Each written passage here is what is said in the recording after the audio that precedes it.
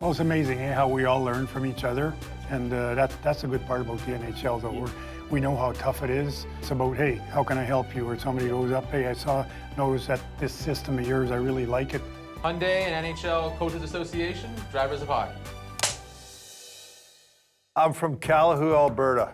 As my playing career was winding down in Washington, I became real good friends with Dale Hunter, and all Hunts wanted to do was watch hockey and talk hockey, like it was just nonstop. So kind of like intrigued me to learn from him and be around him and listen to him and everything. And that would be something I'd want to do when I'm done playing, is maybe get into coaching, try to stay in the game, because I was trying to think, how can I stay in the game and be part of a team? I would love to be talented enough to be a NHL player, but I was a junior player, and then I played semi-pro, and then I stopped to coach. I started minor hockey, and after I had an opportunity with Patrick Roy with Colorado. That was great for me to have the experience to be in the NHL and have kind of that on my resume, and learn to be around the NHL player and how they think and how they do things, and raise my game. I think we all know there's 32 of those jobs. It's not like if it's easy, and it's not like you can think, oh, we'll have another opportunity. So I jumped on the opportunity Bill Armstrong gave me, and I think it was a great challenge and a great opportunity there, and I enjoy every moment. When I had retired as a player, I thought I was going to the real world, as we call it, and I was went back to night school, and I was going to do something else. And somehow I got pulled into helping a Tier 2 Junior A team, the Ottawa Junior Senators. And that year when I coached, we had a very young team and had, believe it or not, had success in the second half, and it really turned the corner. And the following year, I was approached to go and work with at the time they were called the Hull Olympiques, which are now Gatineau Olympiques. But was there from 96 to 2000, and then ended up coaching the American League for Edmonton's farm team, and got my shot in Montreal 2.5 years later. So it's just about what direction do you want to take, and what's the approach you want to take with your hockey club. And I think it's about being really good at supporting and making sure the players see that you're supporting the head coach, because they can read through that pretty quick. There's not only one way to become a coach. There's a player like Patty Roy, who's Hall of Famer. Rob Brennamore was a really good player, and so on and so forth. There's a player like you who had to fight all the time to stay in the NHL. Well, it's amazing how we all learn from each other, and that's a good part about the NHL. Though we know how tough it is. It's about, hey, how can I help you? Or somebody goes up, hey, noticed that this system of yours, I really like it. I learned different things from all the coaches I had too over the years. So there's little things you take from different coaches you played for, and what they did and what you liked when you played for them. So you got to keep trying to grow and learn as a coach. That's what I think we all do that. I'm obsessed by, I need to get better, because I know you will get better. I know you will get better. I know every guys in that league are driven. There's 100 some coach, and they're all the best in the world. So everybody try to be better. So I think we need to be obsessive. As much as the player, they're obsessed by getting better at their craft and everything. It has to be the same for us coaches. We need to try to be better. Well, it's like, to your point, you're watching right now and you say, what can I do next year? It's about tweaking, because players, if you go back year after year with the same thing, it gets boring, right? So you tweak one area or another, and it's something new, and it piques their interest, and it kind of keeps the motivation of the guys up to what you'd like it to be. And there's that, and then there's also, like you said, we're improving by making those changes, and we're trying to make it better all the time. I think your assistant coach has to be the head coach of their department. If whoever is taking care of your PK is the head coach of the PK, he's so tuned in on what's going on in the power play around the league and how to shut it down. You surround yourself with the best people you can find. I grew up in a real small town, there's 80 people there. And there might have been less when I was growing up, but the reason that we played and had a league and all our minor hockey, and how I got to be where I am, is my dad and his brothers. They were the drivers of hockey in our town. And they were the driver of sports, baseball, all of it. They did it all, and they all played, and they're athletes themselves, but they were the drivers. They built the rink there, they did everything, For me, it's my family.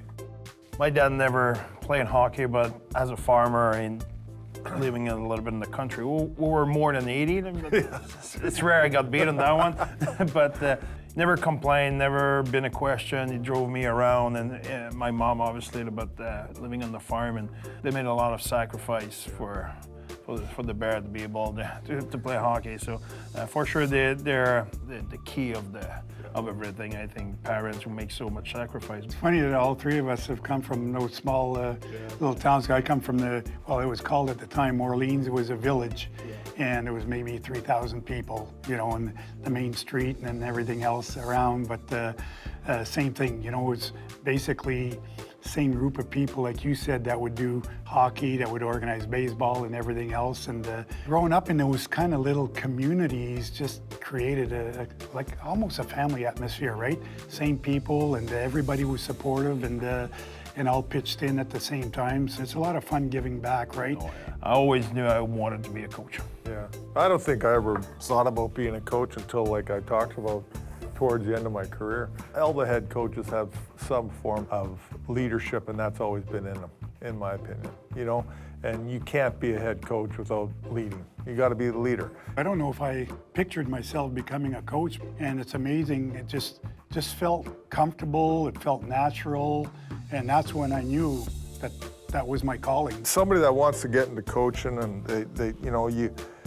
the first thing for me is just being yourself. You got to be yourself, and don't try to be a coach that you like or you look up to or whatever. Just be yourself. You're not that coach, and you're not going to be that coach. Just be yourself, because if you're not yourself, the players see through it, and you're just sending a bad message right away. So you just be yourself and learn from people, like we talked about. Try to learn from different coaches and different things that way, and just be yourself. So it's not about you. I took that from another coach again. Hockey is the only sport where the coach is behind the player or behind the bench. Yeah. In baseball, you're in the dugout, just in the stairs. In the football, you're in front of the player. Basketball, soccer, whatever, so on and so forth. Hockey, we're behind the bench. That's where we belong, in my opinion. And that is why you need to leave your ego at the door. You're there to be a leader. It's a sport where the athletes are really humble. For me, the other part too that I tell coaches is that don't rush. Everybody wants to be an NHL coach, but don't rush through it. For me, it's a player who's detailed, a player who tried to do things the right way. He wants quality, he wants to play the game the right way. He's focused on details. He's a guy who's really structured. What kind of teammate is he? For me, that's a big thing, is he a good teammate? I think that's really important. You want good people, and you want good teammates. And we talk about leadership all the time. Your captain is he taking care of his teammates? That's a big deal for me. Quality is something that's pretty special in a player, because as you mentioned, there's on the ice and there's details, and there's also off the ice. Those are not only quality players, they're quality people. Call them the dependables.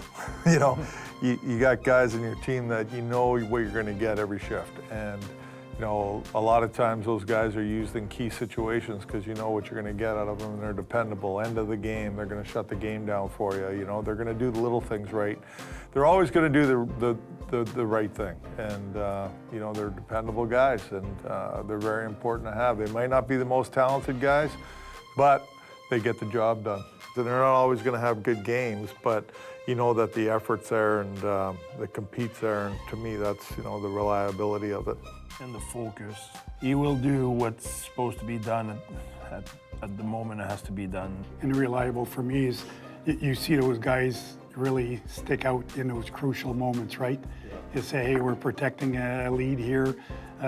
He's reliable, he's going on. Why? Because he's going to make the right decision. Those players have to understand that you're in the trenches with them.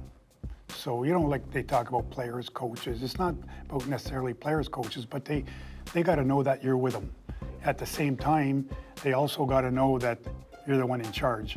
So there's that fine line I always said that exists between the respect, and the authority. For me, it's relationships with players, and understanding, what we need from them. Them understanding from me what we need from them to be successful. I think honest conversations are really important. I have a similar approach than what Claude said, and I talk with the team all the time about that. There's the player and there's the person. I don't want the arena to be a place where it's boring. I want the player to be excited to be at the ring, so it's important for me to bring energy and to have fun and smile and bounce around, talk with guys personally and stuff. But the player knows at 10 it's meeting time, and meeting time means now it's the player. Depends about what happens today. It might not be a fun meeting. It might be a matter of fact, and that's what we need to do, and that's not good enough, and we need to step up on this and that. But that's the player, and then we get out of that meeting and we go in the gym or again in the lounge, and now we're smiling and it's over. I'm not mad at you. I'm not happy about your performance as a player, but you. I like you as much as I did yesterday. It doesn't interfere. So I like that approach, and like you said, communication. I have the same thing than you. I need to meet player every day, and I remind myself, and when I skip a day, I'm not happy about myself. So that's the part of the game that has changed and has evolved, and the minute we stop evolving with the game is the day we get pushed out. 100%. They all want to hear something. They all want. And they don't just want to hear negative stuff. They want to hear positive stuff. Yes. It doesn't matter what player. I know when I played, I wanted to hear some positive. There wasn't a lot, but I wanted to hear some sometimes, exactly. The biggest mistake we can make as coaches is to assume. Don't assume anything. And just have the conversations daily. Don't leave any stone unturned. Just, you got to talk to all these guys. You got to teach them. You got to help them. They want to hear you. To me, that's the biggest one for me. And the thing that we have in common, I think, is the fact that if you're the leader, you have a common goal, and you need to reach that goal. But what you have to understand, and it's like that in our business, is that to reach that goal, you have to deal with individuals in different ways. And so what's the way to get to that common goal? I think it's understanding that there's not just one way and we're going to do this way and everybody's got to buy into it. Different personalities react differently to the goal and how to get motivated. It's like we delegate things to our assistant coaches and we trust them to do their job, and that's their job, and I think as the head guy, delegating things for your assistant coaches and different people in your organization to do their job. I think the leader of the coach of the team, whatever the company is, you got to take care of your people. Yep. Yeah, that's the biggest thing. Like our players, our coaching staff, the people around. That's our job, is to take care of these guys and make sure things are good with them, and not only in hockey but in their lives and stuff too. Winning the cup was, to me, the year that I thought the team was the closest, and all fought for each other and they had a common goal, and those kind of things stick out to you. Well, my drive's not too far because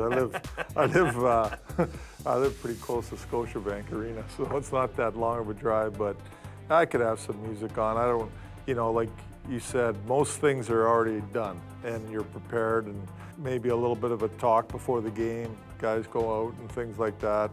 I'm with you guys. I'm an SUV guy, so yeah, So am it's I. big, it's reliable, Yeah. it can go fast, but it can also, it's going to win the battles in the corner, It's right? underrated. Underrated on the speed. I It's like big, it. it'll stand in front of the net, it'll Exactly. do all those things, so Exactly. Big rig. yeah. Covers a lot of the game.